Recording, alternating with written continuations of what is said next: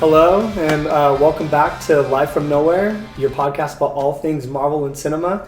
This is episode 2. We're going to be talking about Marvel's hottest show right now, which is X-Men 97. We're going to be doing a little bit of review and initial thoughts on the show, comparing it to the Fox franchise, as well as doing some fan casting, which will make up the later half of the show.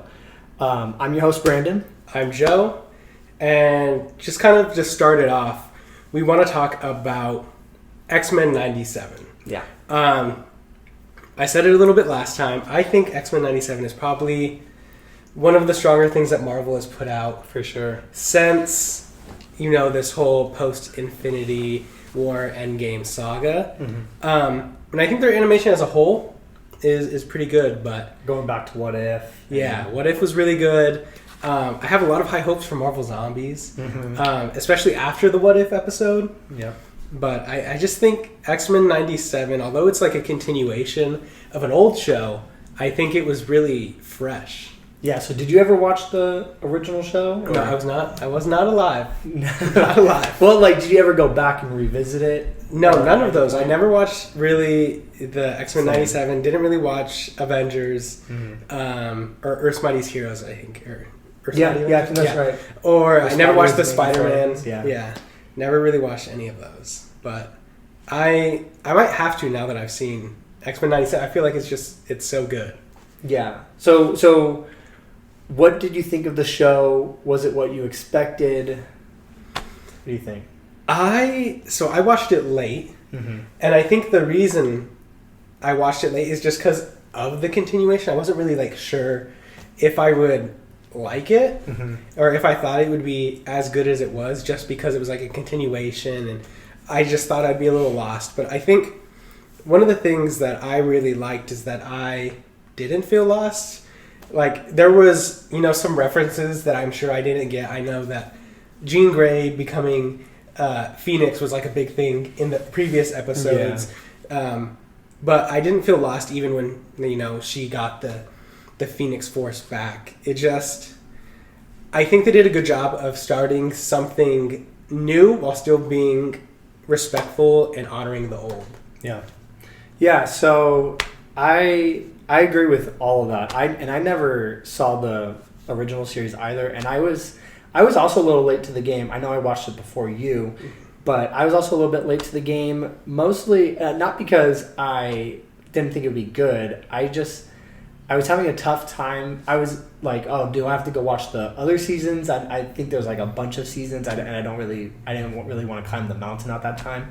I ended up hearing a lot of feedback online and hearing that was a really great show. So I eventually hopped on it, and that's when I was telling you, you got to watch this show. This is amazing.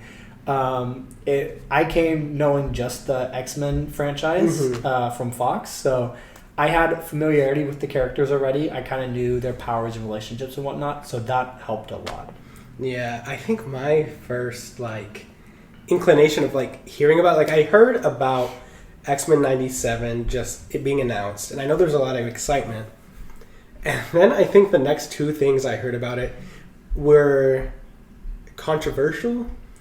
I mean, granted, I feel like Marvel and comic book Twitter likes to be toxic sometimes. Yeah. But I think everybody heard about the director being fired. Yeah.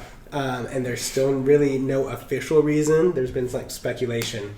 But the other thing I heard is just so dumb. It was about Rogue's new character body type. And how everybody was like, man, they're censoring her body, which is the dumbest conversation. Yeah. But it's just, yeah. I think those were the first things I also heard about it, which made me be like, is this going to be a disaster? Yeah. I don't know. Yeah, and there was some of the characters were easier to latch onto than others. The one I think I hesitated the most on was Magneto, because I never pictured him as more of a middle-aged but super buff person. The first Magneto that comes to mind is the original Ian McKellen's original Magneto. I mean, he's pretty muscular. Yeah, but he was much older at that time, and he wasn't. He didn't have that frame, and even James McAvoy didn't give that impression later on. So that kind of took me by surprise. Yeah, I think Magneto. It's hard to say that Magneto's like a breakout star because he's like Magneto. Yeah. But he was one of the characters I think I was most surprised that I was like, I don't think I was ever like actually rooting against Magneto. Yeah. Like they had all these things where it's like Magneto's the bad guy. I know Magneto's thing is like being morally gray, that Killmonger type, archetype, but there's going to be spoilers on this episode, by the way. So. If you haven't seen X-Men 97, I don't know why you're like 6 minutes into this video, man. But yeah, spoiler alert. So. Yeah, but like they had him doing all these things, and even when he like went to the ultimate stage of like shutting down Earth, I was like, yeah, we kind of deserve it. Like, this is our fault. Yeah, very, very relatable character for sure. And I've always been a huge fan of Magneto and Professor Xavier's relationship. And we didn't get a whole lot of that until the very end, but I feel like that the very last few episodes really brought their relationship in, and their kind of pull and tug. Yeah, I definitely thought that they were going to kiss at a couple points. There was, especially when they were in that bar, I was like, dang, Magneto and Professor X about to kiss. Yeah, it was pretty intimate for sure. Yeah. But maybe in season 2 they can kiss. That's my theory. That's my running theory for season 2 and beyond, is that Magneto and X-Men, or not all the X-Men, Magneto and Professor X are gonna kiss. Maybe. So if that comes true, just know that just another prediction true. It was here first. It was here first. I don't know if it was actually here first. I've seen a lot about it on Twitter. Oh really? Twitter wants them to kiss, and I guess I'm on that boat now. Yeah. Yeah, so I thought X-Men 97 I thought it was a fantastic show. They even brought in other characters that weren't X-Men. Yeah. We got Spider-Man, and we even got like a little Hulk cameo. We got Daredevil. So that was kind of cool to see those characters brought in, even if it wasn't that much time. Yeah, like I said, I hadn't watched the Spider-Man show, but from my understanding is the point that Spider-Man show left off with, like, Peter and MJ weren't really a thing. Yeah. So seeing them together watching that on TV was like a big moment if you had seen that show, because it was so ambiguous and you didn't really know what like came of them. So I'm sure if I had watched that show, that would have been like another Endgame moment for me. It wasn't. But if you watched that show, I think you were really happy at that moment. Yeah. From what I picked up on. Yeah, for sure. And we've already kind of talked a little bit about Fox's franchise in comparison to this. Yep, but it is definitely a franchise that exists. Yeah. So, what were your impressions growing up with the Fox franchise? How did you think of the movies? What kind of impression did it leave on you? And then how did it kind of like, because it came before the MCU was a thing. Yeah. How did it kind of blend into what the MCU was doing? I think Fox's X-Men are actually, it's like they're good movies if you don't have somebody in your ear telling you that they're bad movies the whole time. We might disagree a little bit on this one. I mean, like, I think generally, I just, like, going into movies, it's just, like, especially comic book movies, just, like, have fun. Yeah. And objectively, like, New Mutants, that's not a good movie. New Mutants. I never seen New Mutants. New Mutants is not a good movie. And honestly, that might have been one of the ones I was, like, the most hyped for, unfortunately. But you also have, like, X-Men Origins Wolverine. Also not a good movie. And, like, you know, you have Deadpool showing up like that. So there's, like, a lot of bad moments. Yeah. And I think Ryan Reynolds especially would agree with that, because he decided to go back and kill his former self. Yeah. But you also have really good moments. I think Days of Future Past is like the most well-known. Yeah. And I just feel like, you know, the Quicksilver scene is like the pinnacle of those movies. That scene is so good. I love Days of Future Past. I can literally make a whole episode on Days of Future Past, because I think it's just the absolute best for all those Harry Potter fans, it's like the Prisoner of Azkaban of X-Men. It's like the runaway, just fan favorite. So yeah, I think a lot of people were upset with Fox for like how little they did. Like they tried to do a lot, but at the same time they did so little.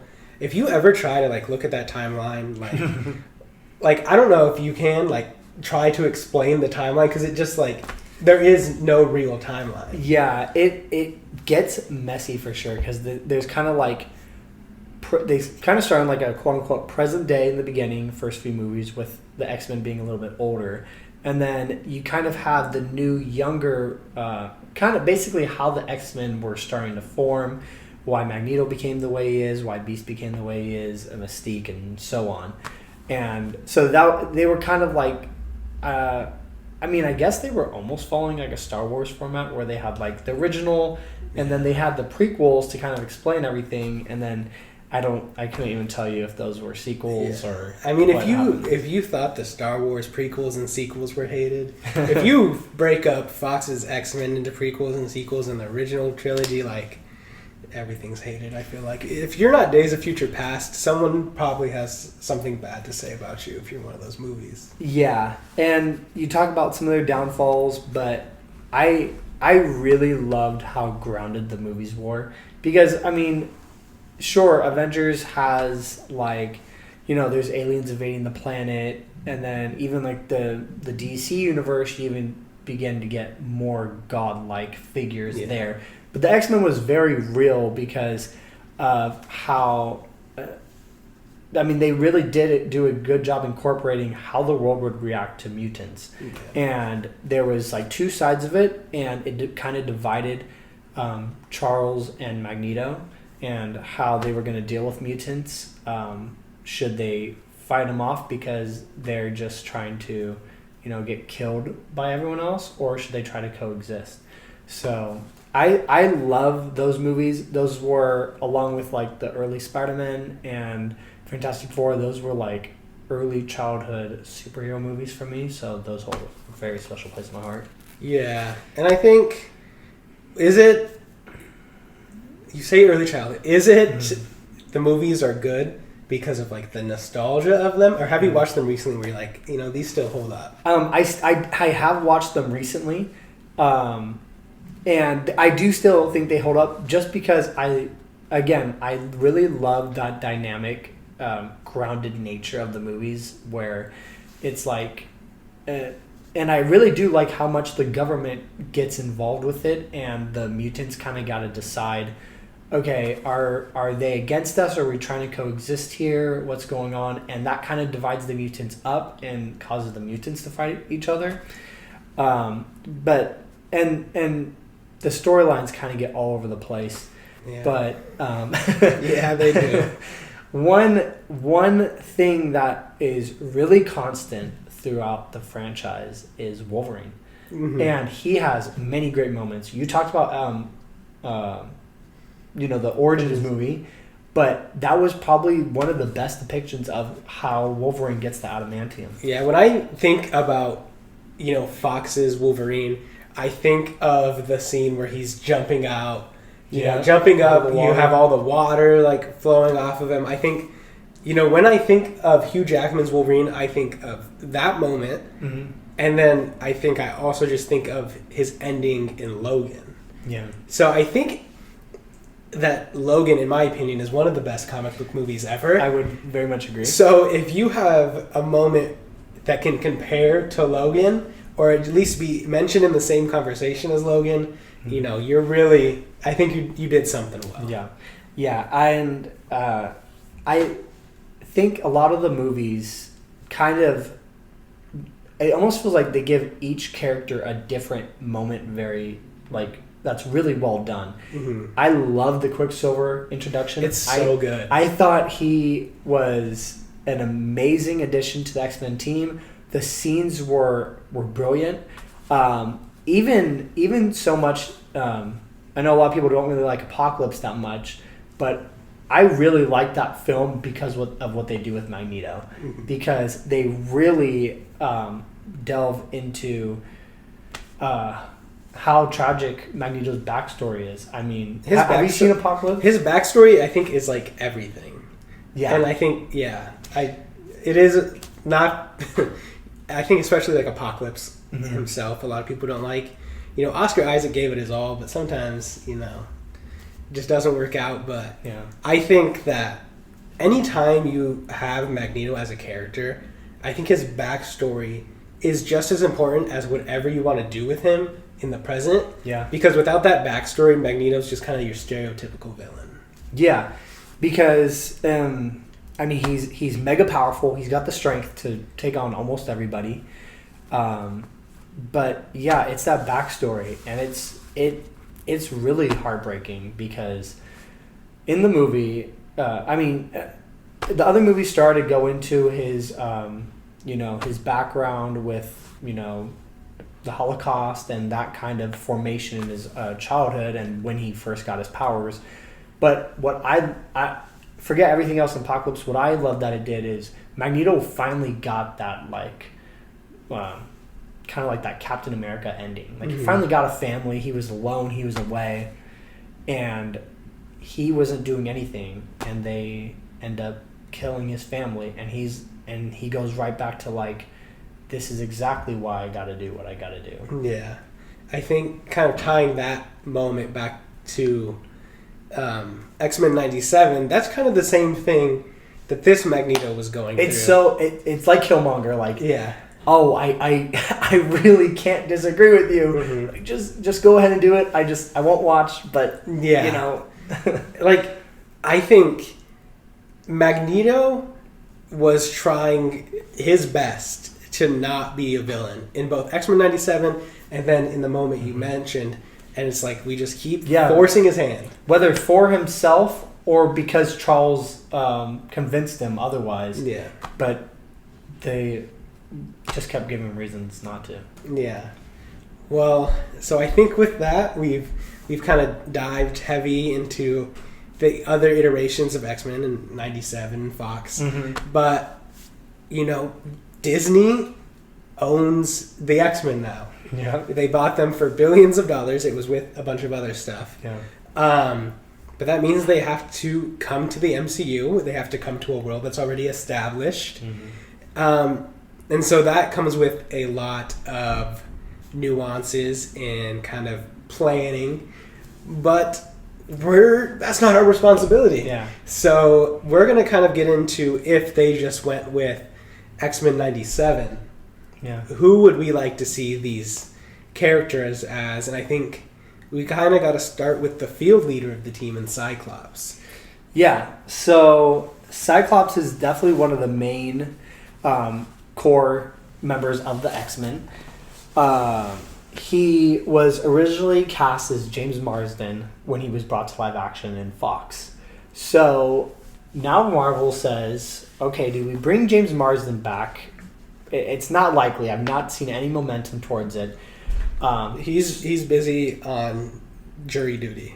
Jury duty it's taking up all his time. Yeah, so we're gonna throw out some new actors and actresses that can be brought on. There will be a few that I will go down swinging that they have to come back, but we're gonna have some new people joining the X-Men. So who are you fan casting as Cyclops? Yeah, so I have my notes here because I have not committed all these to memory. But I have thought about them. Same.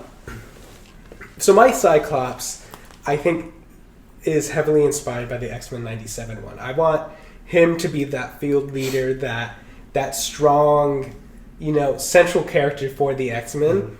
I think the Fox X-Men kind of relied heavily on other characters to do that. Wolverine was always kind of that central figure when he was in the scenes. Mm-hmm. And I don't want to take Wolverine away, but I want Cyclops to kind of be that. So I want somebody who's strong, but also charismatic and can kind of be that commanding force. And he also has to be able to, have some emotional scenes with Jean Grey. Yeah. And so for mine, I'm going with Sam Heughan. Okay. I think he has the look, first of all. There's a picture of him with his long hair. Yeah. Cyclops, easily. But I think he also has like he has that like prowess. He has that strong, build in his character where he can really command a room. Mm-hmm. And I think he has everything I'm looking for in a Cyclops, and I don't know if there's somebody better than him to do it. Yeah, that's fair. So Joe did get first stab at it, so he's gonna have some actors and actresses that when I ended up searching for who I want to play these roles, he had really spot on actors and actresses. Cyclops is not one of them because I've always had someone particular in mind, and I think overall I tend a little bit younger. Mostly because I kind of want them to grow with the role. So yeah, as you kind of talked about what makes Cyclops for you, I needed somebody that can kind of be almost like a Captain America type role, like can kind of lead the team, but they're so surrounded by their morals and their righteousness that they can sometimes be conflicted with what's the right thing to do, which is kind of what Captain America was. Yeah. He always knows the right thing to do. He always knows how to do it, but sometimes it can be tested, and I feel like that's what Cyclops does. You saw that a lot in X-Men 97 when he was like, why did Charles Xavier give the team over Magneto, not me? Does he not trust me? Yeah. Like, I've done everything right. I feel like I'm a great leader. Kind of like that dynamic. And I'm probably going to butcher some of the names on this, but the person I went with was Brenton Thwaites. I don't know if I'm pronouncing that name right at all, but he's a fairly popular young actor that's been in a number of projects. Most people probably know him from The Giver. He was in that. He was also in the last Pirates of the Caribbean movie. He has the looks for Cyclops, what I pictured for Cyclops, and from what I have seen him in, he has that ability to kind of have that like innocence, righteousness, like I'm doing the right thing, kind of like what I was saying with like Captain America, but also the emotional ability to have a relationship, like you said, with Jean Grey, and have the ability to show confliction with his morals. Yeah, I'm not 100% sure on this, so don't quote me. But was he in Titans? Was he? Yeah, he was. Nightwing, right? Yeah, you're right. So he does have some superhero experience already. I don't know if he'll want to come back. Yeah. Titans got a lot of hate, but I don't think it was because of him. I think Titans got hate because people decided before Titans came out that they want to hate on it.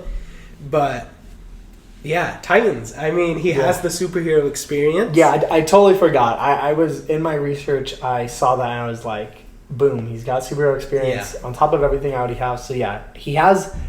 What I'm looking for with these people is I'm doing a lot of like looks. Like you got to look like the character, but I'm kind of also trying. Not all the actors and actresses I've seen in a movie. Like, so I'm going more off looks for them. Yeah. But a lot of people, I did try to find things that I have seen their work. Yeah. So I can judge their ability to present the character that I want. Yeah, and I think, Nightwing is kind of, if you think about it, he's a young Cyclops almost. He's trying to be that leader of the Bat family, like Cyclops wants to be the leader of the X-Men. Yeah. And I think he has an arrogance about him that would make sense for a young Cyclops like you're going for. So I think having that Nightwing experience actually, it helps him a lot. Yeah. But moving on to Cyclops' kind of counterpart and, the love of his life, even arguably the most powerful X-Men character. The love of Cyclops' life, as long as Wolverine's not in the room and she, doesn't get distracted. Yeah. Jean Grey. Yeah. So my Jean Grey, I think, Omega level mutant, Phoenix Force, she's got to be, a strong figure. Mm-hmm. She has to really be able to command a room. But I think the contrast between her and, like, say, Cyclops as leaders is, I think Cyclops likes to command a room verbally. Jean Grey just like gets it done, and the room follows her. Like, I think she's somebody who can command a room without really saying much, and she also, like, you know, the Cyclops casting has to be able to have that romantic relationship, those emotional moments. Yeah. Especially thinking about when she becomes a mother. And also the ability, I think, that I was looking for is to kind of flip that switch. And, you know, we saw the storyline in X-Men 97 where she gets, you know, cloned, and her clone is working for Mr. Sinister. And we need an actress that can flip that switch in the event that they would ever want to bring that storyline to live action. Yeah. So I went with Samara Weaving. Okay. And talking about that switch she plays in Ready or Not, I think is the title. Okay. She is, you know, that's a horror film. Yeah. She has the ability, you know, I think there's an image of her in that movie where she's like all bloody. I was looking at that and I was like, you know, maybe Jean Grey doesn't go to that extent of getting all bloody, but that's kind of like Jean Grey. Like, you have this like figure that's like really commanding and almost like, you know, a goddess when she gets her Phoenix Force. Yeah. But she has this ability to, you know, get stuff done and get, you know, a little dirty when she needs to, you know, save the world. And so I think Samara was really a choice that just kind of called to me, especially after seeing that movie. I like that movie. I don't know how well received it was, but yeah. Yeah, so you hit on a lot of good points. For Jean Grey, for me, I'm basically looking at actresses and saying, give me your best stare. So that's kind of what I'm going for.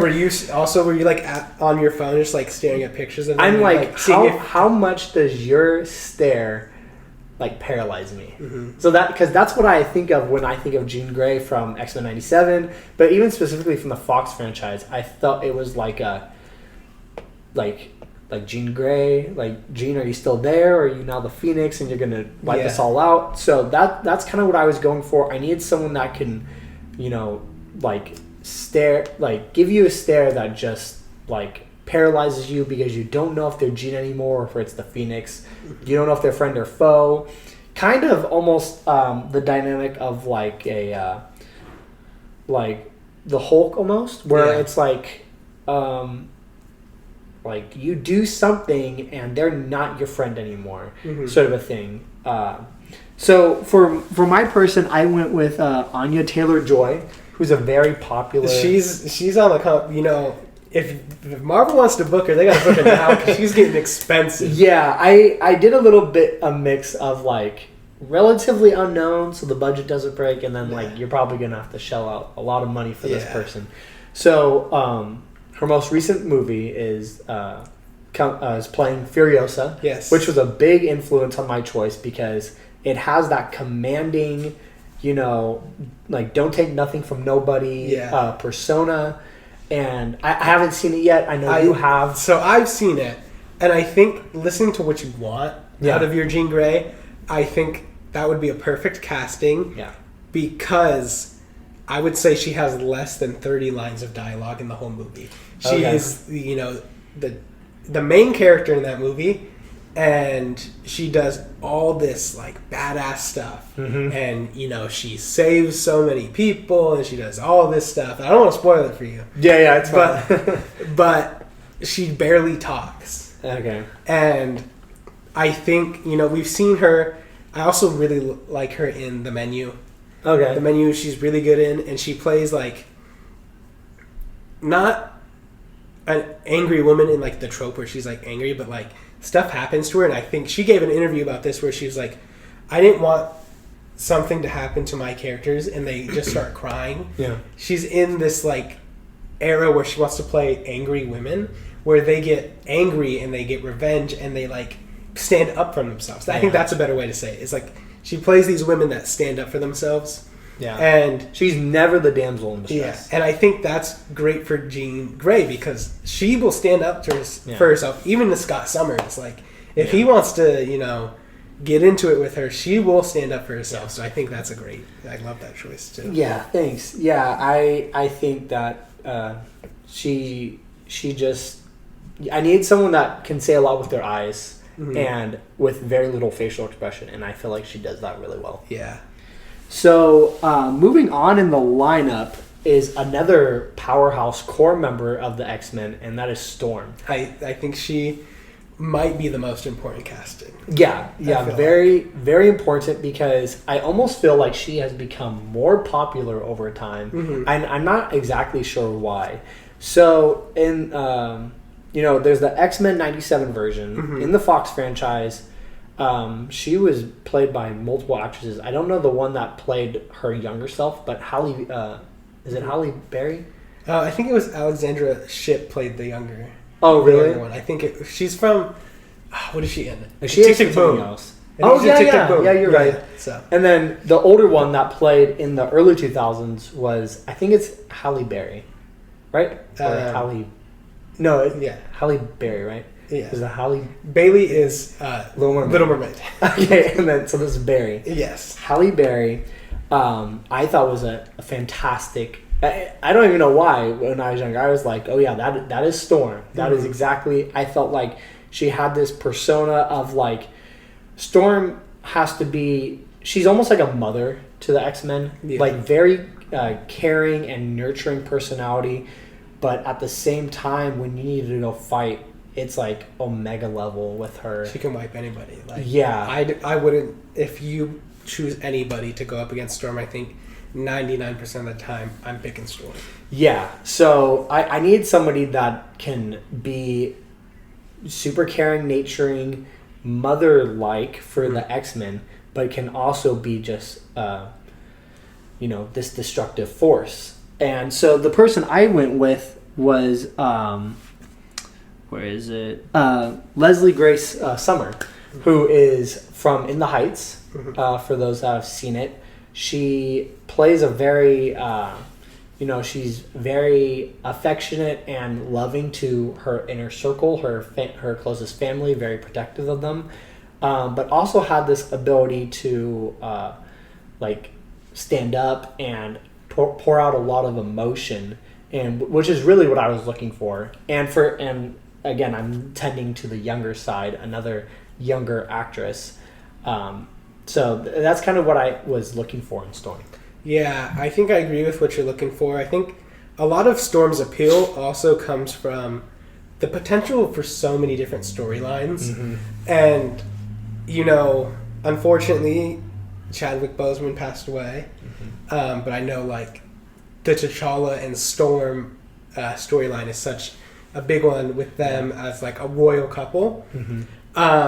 So I was also trying to keep that in mind of when I was casting Storm for, age range. Yeah. Is, even though T'Challa has died in the MCU, I still wanted her around his age.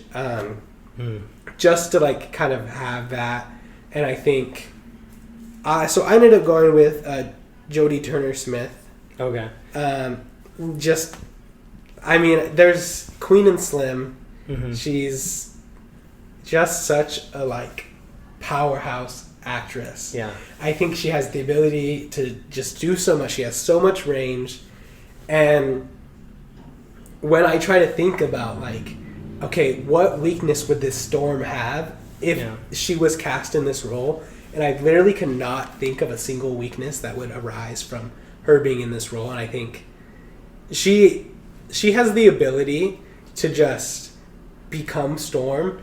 And it's okay, we have this powerhouse actress that is going to be Storm for the next 20 years. Yeah. And she can accomplish all of the Storm storylines. Any Storm storyline, she is the best actress. It's a great choice, yeah. It's a really good choice. And I think, talking about Storm, right, we just got to keep hitting the powerhouses. This is the big one. Yeah. This is the one that will be compared to Fox's X-Men no matter what, all the time. It doesn't matter who's in it. I just saw who's next. Wolverine, no matter who it is. It's got to be Hugh Jackman. It's got to be Hugh Jackman. It's not going to be Hugh Jackman. I need to go down swinging on that. I think... There's no... we have to do it. We have to fan cast somebody else. But it makes me, it was so hard for me to do because it's impossible to do. Yeah, I went with a Nepo baby. Okay. Milo Gibson. Okay. So Nepo baby, I believe he's Mel Gibson's son. Mm-hmm. If that's wrong, they just have such close names. But besides him being a Nepo baby, he has the look. He kind of looks scruffy. He kind of looks like he could have that, gruff, and he looks like he could say bub pretty well. Yeah. But other than that, Milo Gibson is not really known for a specific role. And I think thinking about Hugh Jackman, your reaction that it has to be Hugh Jackman is going to be the reaction, I think, of most people, no matter who's in this role. Yeah. So I want to kind of have somebody who isn't that well known for a specific role so they can grow and become Wolverine. Yeah. Because I think if you cast somebody who's well known, I know Taron Egerton. Yeah. He's such a popular fan cast, but I think he's too well known. Or people even want Daniel Radcliffe. Yeah, I think both of those characters, they're known for other things already. Yeah. And I don't think you want that for Wolverine because you already have people who are going to compare them to Hugh Jackman. You just need fresh. You need somebody, honestly, if they do what they did with Iman Vellani, where it's like this is their first acting role. Yeah. I think that could also be perfect. Yeah, that's a great choice. And I don't know, haven't really seen anything with him, but I'm also doing a lot of looks for this, and just from seeing who you picked, I can also see that. Honestly, just come to the room and get as angry as you can, and that's how I'm going to base it off of. Have you ever, I don't know if you've seen the voiceover when he does, when Hugh Jackman... In Logan? Yeah, where he's just running. Yeah, we need someone to just show up and do that. Just go and do that scene. Do that. That will judge it, because he does that so well. I'm not even going to try to do it on video, but just that scene is... you got to do that scene. Maybe we'll link it in this video to show you guys. But so I was also kind of thinking your way, but what I need from this was just raw emotion, because I feel like that Wolverine has so much pain and trauma, and I feel like in every time he takes the claws out and he goes feral on somebody, that's that trauma and that hardship from his past in every stab and every punch. So I need somebody that can bring that emotion, but also like you, I need somebody that not a lot of people have seen and can really just start fresh, and people will be a little bit more receptive to. So here I went with Jack O'Connell, who a lot of people might not know, but I've seen him in Unbroken, which was a movie about a prisoner of war that ended up on the shores of Japan and went through many trials and hardships, and had so much emotion, just the pain of having to do meaningless acts for hours, and the pain and agony he had to go through, and the adversity that he was able to show is what I really wanted in my Wolverine. And he had excellent displays of physical fatigue and physical exertion and heightened levels of sadness and anger, and that's what I really wanted. I do think he'd have to pack on a little bit more muscle. I mean, they threw a bunch of muscle on Superman. Why am I blanking on his name? David Cornswell. Yeah. They threw a bunch of muscle on him, so I don't know if that's... Hollywood can throw everything. I'm sure they'll throw, literally every resource they have. It's probably nice if you do come in with the build already, but it wasn't that big of a deal for me. I was looking more for the emotion and past agony for Wolverine. So, but it's always Hugh Jackman forever. So I think we're gonna calm down a little bit with these big powerhouses. Okay, we can go with I think who was kind of a breakout star in X-Men '97 more. Yeah, I never heard about him before this. So, Morph, if they choose to go with this storyline, part of what guided me is Morph is in love with Wolverine. I think they were kind of hinting towards it, I feel like, a little bit in the show. Well, I knew they were like bros, and they were kind of like everyone else kind of had a couple or a friend they went to, and so they were kind of like the outcast kind of, and so they're like, oh, we're both outcasts. Let's just be friends. So there is like a time where Morph is in love with Wolverine. Okay. So that kind of guided me a little bit. Yeah. But I will admit, out of everything, I went heavy on looks with this cast. Me too. I didn't do a whole lot of personality. I mostly did looks for it.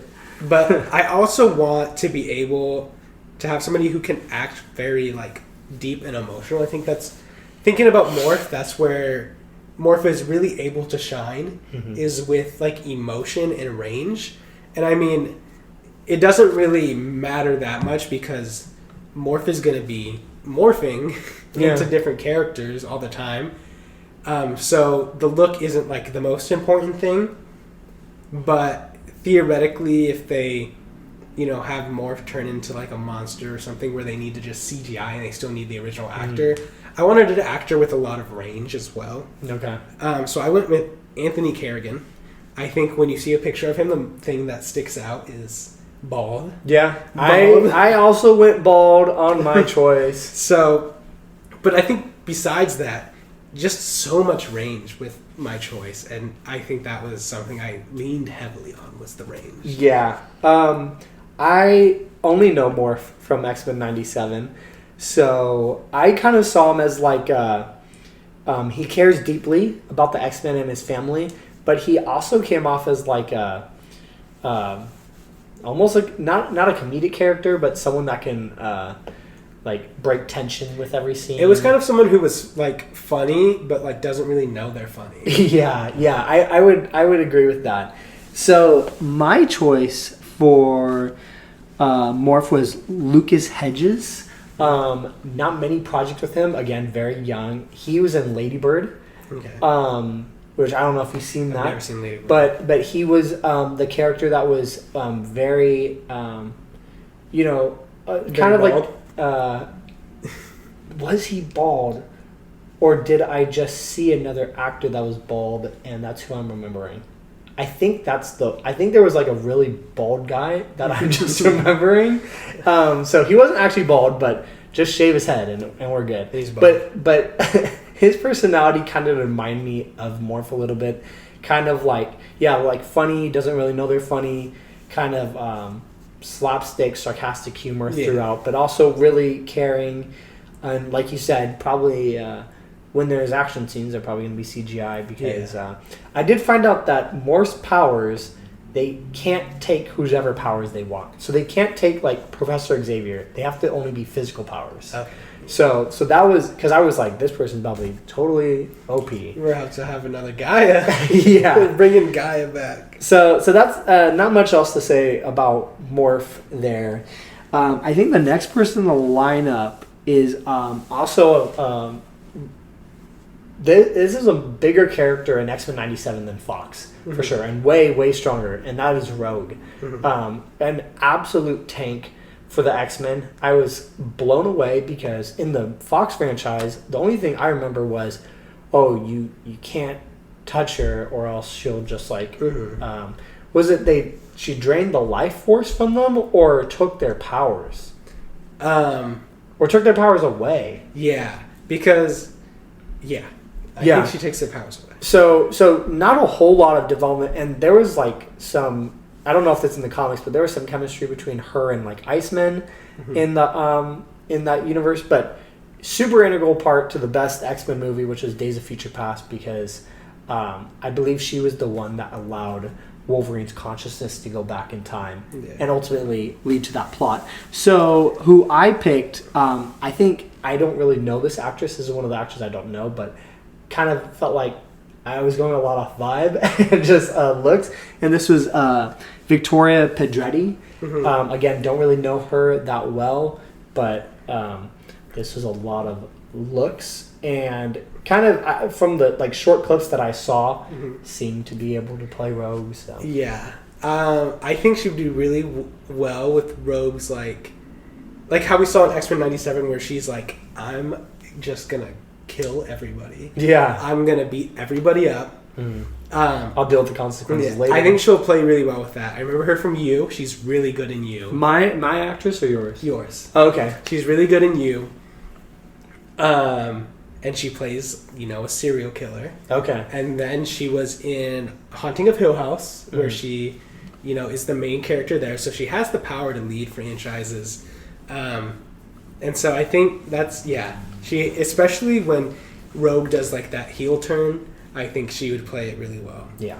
For mine, this is where I'm starting to get into, I'm going to be charging MCU, Marvel Studios, a little more money. Yeah, I think I saw. Yeah, a little bit more money. Spent it on not the main core characters, but some of the more off to the side. So I think another person that's on the rise, Keke Palmer. So for my Rogue, I really want to focus on that heel turn as well. But again, I just really wanted someone who could come in and just have range. You have Rogue that is getting revenge. You have the Rogue that is sad about Gambit's death. You have the Rogue that can be in love with two men at once. Like, you need that range, and I just kept, thinking about who it could be, and I was like, Keke Palmer, she's a rising star, You have her in, with some of the best directors like Jordan Peele. You have... Oh, yeah. You have some humble origins. Yeah. Of, True Jackson VP. Keela and the Bee. Keela and the Bee. Maybe she can get, if there's a spelling issue, she's got it covered. She's got it.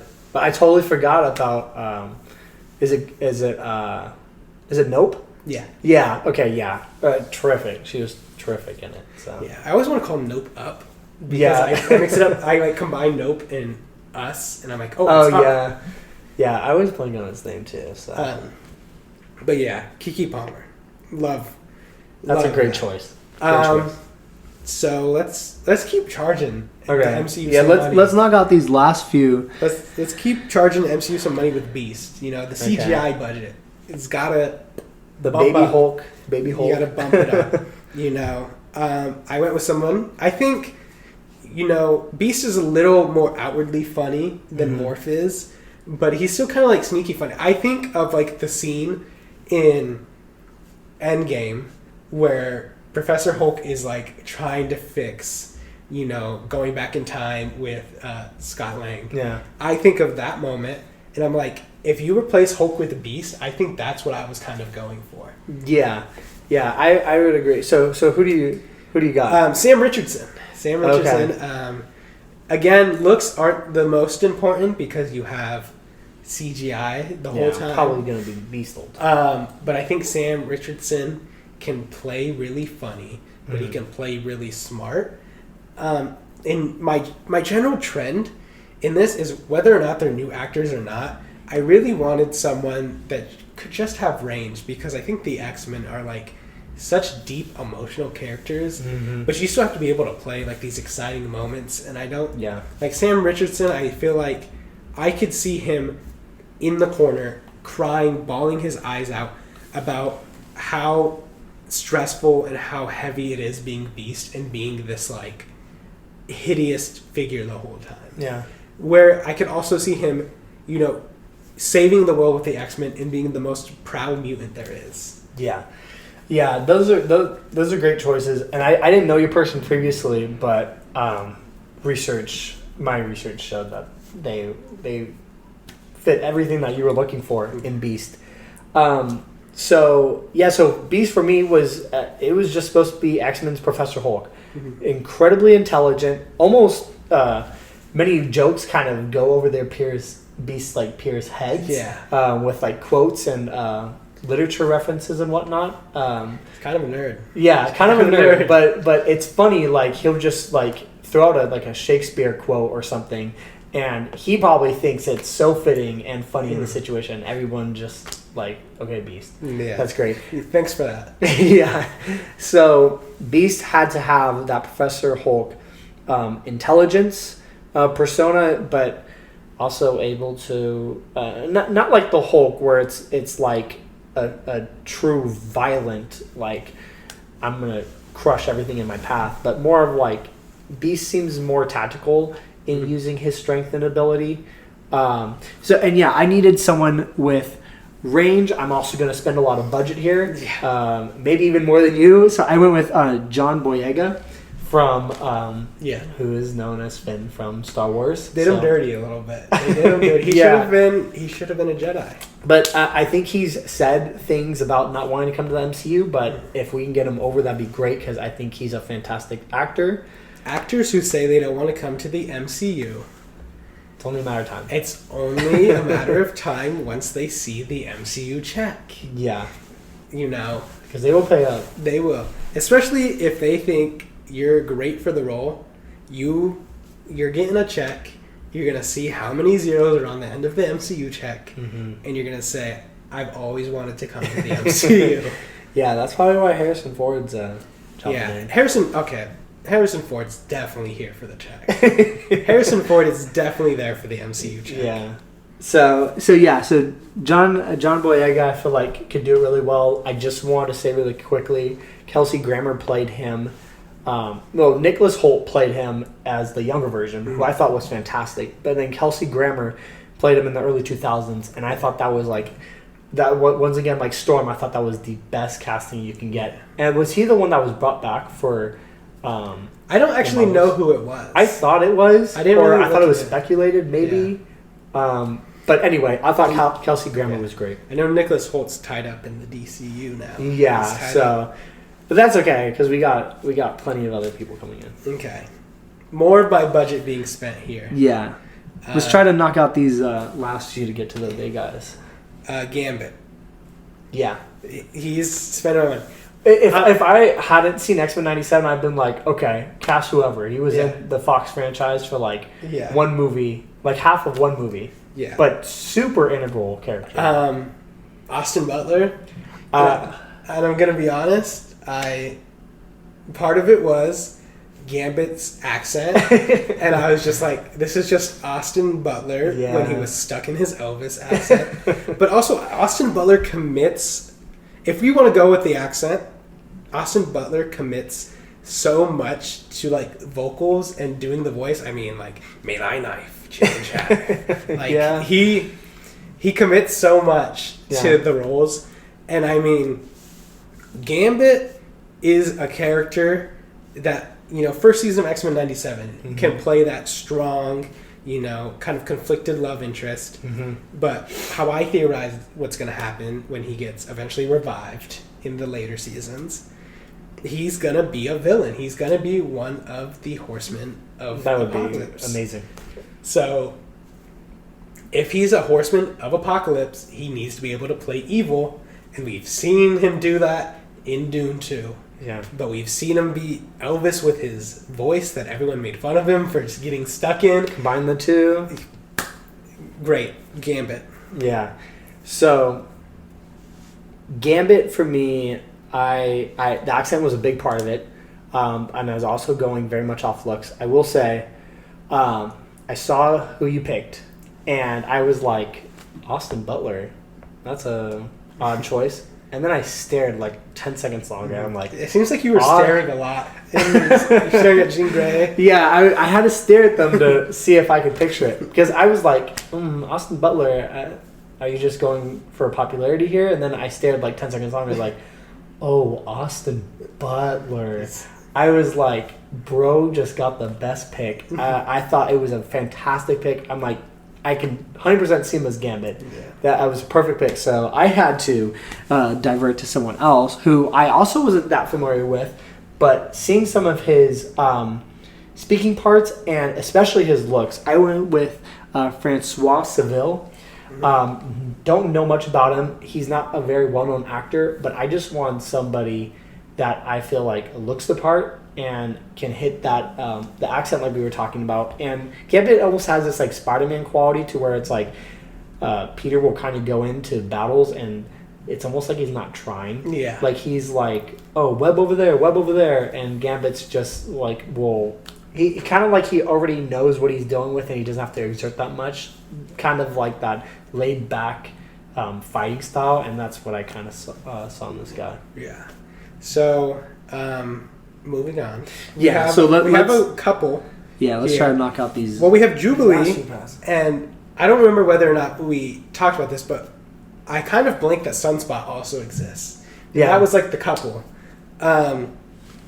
So Jubilee and Sunspot, I think, have to be around the same age, and they have to be able to like really feed off one another. They're kind of like the younger ones on the X-Men. And I think, you know, Jubilee's kind of wants to be lively and fun and bubbly, and Sunspot's kind of pretentious, kind of doesn't want to be there. He's, you know, at the start, he's really ashamed of who he is. So I chose an actor and actress that I thought could mesh well. Oh, so you're going to do Jubilee and Sunspot the same? Okay, let's do that. Maria Zhang. Okay.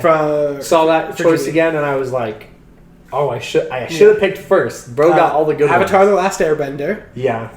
Again, another thing that's kind of hated, but I think she has a look, and I think she can play really bubbly. And she plays, you know, a warrior in that show, and I think Jubilee, while she's fun, she at heart is also a warrior and a fighter. Mm-hmm. And then I'm bringing back, you know, a cape, you know, vet in Zolo Maridueña, I think is how you say his last name. Okay. Blue Beetle.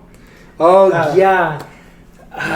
You got the best pick for that one. I saw him and I saw who he was, and I'm like, I'm probably not going to pick anyone else. Yeah, so he's a little iffy about realistically coming to the MCU, just because I know James Gunn has talked about wanting to bring Blue Beetle into the MCU, into the DCU. Yeah. And he said like that movie, the Blue Beetle movie, isn't canon, but that character is canon. So if that's the case, he's kind of booked up in a different comic book universe. Yeah. But in my ideal world, he isn't, and he can come be Sunspot. I almost kind of want to just say lock those in, and it doesn't really matter what I say. Sometimes I'm just right. Those are perfect choices. Perfect. So for Jubilee, I went with Awkwafina. I thought I did not. We can't let Awkwafina keep going to every movie. I did not choose Awkwafina. I did it just because she's in everything, and it would only make sense to have her here. No, I loved your choices, and I had to divert to Maria Zhang for Jubilee. No, I didn't choose Maria Zhang. I went Jamie Chung for Jubilee. I don't know much about her. I've seen her in a few works, but I was kind of going for looks and somebody that has that almost kind of like dorky, doesn't really see the danger in everything. Let's just have fun, guys, type of attitude. So that's who I went with. Jubilee. Jubilee was a new character for me in X-Men '97, and I loved their character. I loved what they brought. I loved the powers. Just super fun. Sunspot was also new for me. Also loved their powers. I loved your pick. I just want to keep it, but I ended up going with where is my Sunspot? I don't know where my pick went. So he agrees. I believe it's Solo again. Yeah, he is the best Sunspot, hands down. So let's go to another character who kind of disappeared a little bit throughout. Bishop. Okay. Bishop disappeared for a little bit. Yeah. You know, so there's not much to say about him besides we just kind of want someone that has that physical build, for me at least. And I'm bringing back another person who is familiar with the comic book world, familiar with like superhero world. Yeah. Laz Alonso. Okay. I Mother's saw Milk. I saw that. He's known for Mother's Milk. Was he in The Boys? Not The Boys. I never seen The Boys. Yeah. Don't hate me. Was he in This Christmas? I think he was. I'm pretty sure he was in it. It was The Boys. Someone can correct me if I'm wrong, but I'm pretty sure he was in This Christmas. Mm-hmm. So I know the type of actor you're talking about. But in The Boys, he carries a gun, and that was my requirement. He carries a gun. And I was that is Bishop. You need to hold a gun like this, and really your bicep needs to be really big when you do it. Your bicep needs to be bigger than the gun, and the gun needs to be huge. Yeah. So that's all you need to do. So Bishop from the Fox franchise, I don't know the actor. I think he was only in it in Days of Future Past, and he wasn't a big character in it there either. X-Men '97 again, a bigger character, but still gone for the most part. But I wanted somebody that could grow into the Bishop role, and I think Bishop could be more done with Bishop. So I'm gonna definitely butcher this name, so you might have to correct me. It's Yahya Abdul Mateen from Aquaman. Oh yeah. So that again, kind of go in the same role. You got to hold a big gun and have the build for it, and I kind of saw that. And he was a great actor in Aquaman, and someone that I can kind of see with Bishop. So just moving along here, I think I might skip one so that we can leave the two big ones at the end. Yeah. So we're going to go into a character that was prevalent in the Fox franchise as well as X-Men 97. Yeah. Very lovable character, and that is Nightcrawler. Yes. So everyone's favorite vanishing hero. Very religious. Very religious. Very religious. Huge heart. Like the kind of guy you just never want to see in pain. Mm-hmm. I needed somebody. Let me see who I got. Who did I pick? Oh, I picked people with the hardest names. Apparently, I went with Inaki Godoy. I think. I know him. I don't know him either. I guess there's a show called. I think is it One Piece? Is he? He's the guy that plays One Piece. He is the One Piece. he is the One Piece. No, he's was it Luffy? The stretchy one? Is that? I've never seen the show. Okay. I have known nothing about it, okay. but I love the looks and the kind of like fun-natured personality with someone that can also bring a heavy heart to Nightcrawler. Yeah, sorry to all the anime fans. Yeah, that's like, not my area of expertise here. So I also was going for someone who could, spoiler alert for my ideas for the bringing the X-Men into the MCU. I was going for someone who could play... You also stole my pick on this one, because this is a fantastic choice. Who could play off of Kamala Khan and match that humor. So I picked Mena Massoud. Oh, what's he? I'm not familiar. So Aladdin. Yeah. I think it's really easy to see, bouncing off, the street rat that's going. Great party energy. But also, if you take Aladdin... It's like personality and like that was a weird way to say personality and shove him into like the body type of Abu. Yeah, that is Nightcrawler. Yeah. Yeah. And so that's what I'm really going for. I think he could play well with humor and going off of like Kamala Khan and stuff like that. And he's just like he's like an acrobat. I feel like he has that acrobatic background. That would be... Yeah, well. That's something else kind of got to be with it. Got flexibility and whatnot. Yeah. So I think we have the two powerhouses coming up. But there's one that we didn't put on just because he wasn't like an official X-Men member. Mm-hmm. But he was important. That's Forge. Forge was important in X-Men 97. Oh, yeah. Yeah. And also not anywhere in the Fox franchise. Yeah. So I would say, I have to say it. I don't have a choice for this one. So. In supporting Native Americans. Yeah. Martin Sensmeyer, I think Mayer, however you say his last name. Yeah. He should be Forge. That's it. That's all I have to say about that one. Yeah, now, Forge could definitely be an integral character. Yeah. Huge. Yeah. I don't know too much, not an X-Men Fox. So. He wasn't officially on the team, so we didn't include him. Yeah. But I feel like it's my duty to honor my Native American brother. That's fair. So... The big ones. Yeah. Magneto. Let's start off with Magneto. We've talked about him a lot already. Ian Fassbender. So I don't think there's much to say. That's it. Other than what we've already said. Yeah. But yeah, someone who's dynamic, can carry a scene, can be a hero and a villain. Ian Fassbender. A really anti-hero. Ideally not named Ian Fassbender. Yeah. I went with Jason Isaacs. Okay. He's just everything that encapsulates, Magneto. He has the range. He has kind of that strong stature, that person that can stand in front of a room and say nothing, and everyone's going to look towards him and listen to what he has to say. Mm-hmm. And I think that's what I was going for with Magneto. But I also imagine that, we're in 2026 in the current MCU timeline, which means... that realistically, for someone like Magneto coming in, he's maybe not going to be a Holocaust survivor anymore. Mm-hmm. And he's going to have to be a survivor of a different worldly genocide. And I'm saying all that to say that I think he could play the emotion that comes with that. Yeah. Yeah, that's very fair. I've already kind of stated my case. I thought Ian Fassbender was like Wolverine to me. I thought he played Magneto to perfection, and I would love to see him back, but I know that's probably not going to happen. It's not like he's old or anything. Yeah. He could probably come back and do it, but I don't know how people would feel. I would love him back. For my Magneto, I was kind of in between two people. I'll probably pick the first. I went with Jeremy Irons, Mm-hmm. which I believe he's the voice of Scar. Mm-hmm. And I believe he was in the Batman. Was he Alfred? He might have. I think he he might have been. But I needed somebody that Alfred had... was so skinny. He was so sleek. Yeah. It's But going to sound weird. Out. This one was a lot of looks, but also somebody that can have like,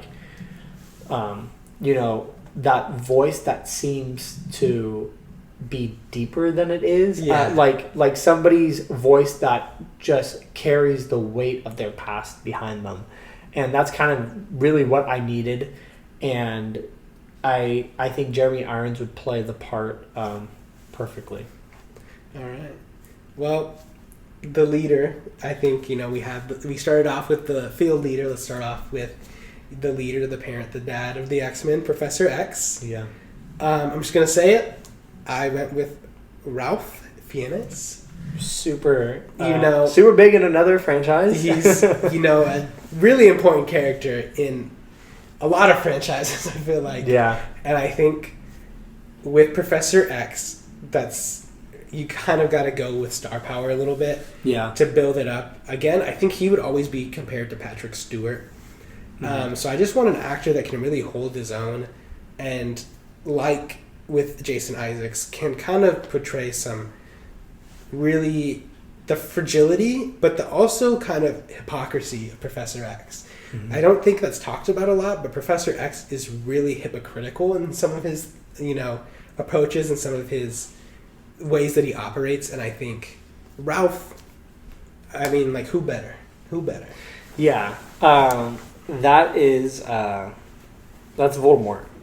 Yes. Yeah. So major change up coming from the big bad of Harry Potter over to one of the great members of the X-Men. So actually, both my Magneto and my Professor X are Harry Potter. Oh yeah. So yes. one of them. I don't know how much Harry Potter you've seen. Very little. So you picked Voldemort, and then you picked Draco's dad, which is basically like the right-hand man of Voldemort. So that's I'm just bringing them. I'm bringing them. Bringing them over to you. Both great actors. So I think that was a great choice. So Patrick Stewart is also he's the one that is kind of like the idolized role there. But James McAvoy also deserves credit because he had that as well. He brought that character to life, and I loved what he did in the prequels and how he encapsulated the character. I thought he brought great emotion. I would bring James McAvoy back too in a heartbeat, but I can't. Need somebody a little bit older with experience and expertise, and I didn't write his name down, but maybe you can help me out with his name. It is the guy from Breaking Bad. Oh, Bryan Cranston? Bryan Cranston is my choice for Professor Xavier. I think that's a popular one too. Yeah, I think I have seen him in many things. For me, he was in Malcolm in the Middle. He was in Godzilla. I never saw Breaking Bad, but he's obviously huge in there. I've seen him in a lot of other things, but he is someone that also has a lot of range, but also has this calmness to them that has this ability to give off the presence of a telepath, which is what I'm looking for Charles Xavier. Okay. And so with that, our X-Men fan cast is wrapping up. Yeah. So quickly to kind of end this. Yeah. I know this went a little bit longer. Yeah, than we talked a little bit about how to bring them into the MCU. So I think we should each, maybe if we have an idea, to just propose about how they could bring it in. So mine, I've thought about this extensively. I have a whole 10-page document on how I think this could work. But I think you tie the X-Men to the blip. Yes. There's kinks to work out there. I think you can have Professor I'm not X even and going to give Magneto. out my thoughts because I thought this was a perfect idea. You could have Professor X and Magneto, exist before maybe some trauma triggered the activation of their X gene. Mm-hmm. But I think for the rest of them, you really tie them to the blip. The X gene was always within them, but the energy from the snaps kind of activated it. Mm-hmm. And I think, depending on the situation, is when you can kind of elongate some of the activation of the X-Men's X gene. Maybe someone's in a traumatic situation, and that's why they, have their X gene activated instantly. It's like a defense mechanism almost. And maybe some people have it activated later on, but that's just because they were in such a stressful situation. You can do something like that. Yeah. But I think you have it tied to the blip because that's how you tie it to Kamala Khan as a mutant. And you can really talk about how she maybe or maybe not was blipped officially, but I think you can kind of retcon a few things where it can make her also be blipped, and then her powers could have come slowly after that. And it will tie with the Kamala being the existing mutant in the MCU. And overall, I just think that having it tied to the blip makes sense for why they've never been here. Because you need a reason why didn't they help? Yeah. While still also allowing you some wiggle room where it's it's also triggered because of trauma, so that's why we have old X-Men that have, are seasoned. Mm-hmm. And you can say different situations, people's body composition and the rest of their DNA maybe will make it longer for them. Yeah. I think a good way to do this also is for Omega level mutants, if you have their X gene activated at Thanos' snap. So they were not snapped away, but their X gene was activated during Thanos' snap. Yeah, you need something different there. And then Hulk's snap is the second one. So you have Thanos' snap activated it, Hulk's snap enhanced it. So that's why they're Omega level versus regular mutants who got blipped and Hulk brought them back, and that's why they're only regular mutants. I think you could explain it like that, but that's just a short thing. I'm probably gonna end up making a 40-minute video on it for probably my other channel, and just go into it so extensively. It's a great idea. I think it's a perfect way to include them. There's this whole franchise, this whole universe, kind of almost equivalent to the MCU, a decades long worth of characters that we grew up on: Wolverine, Magneto, Charles Xavier, all these people. And Marvel hit a home run with X-Men 97, and now they got to figure out who do we bring back, who's new in the MCU. All right, so with that, we are done with this second episode of Live from Knowhere. And we will see you guys next time. We appreciate you guys all for watching. Mm-hmm. And don't forget to stay tuned for the next episode coming out next week. Thank you guys. Thank you.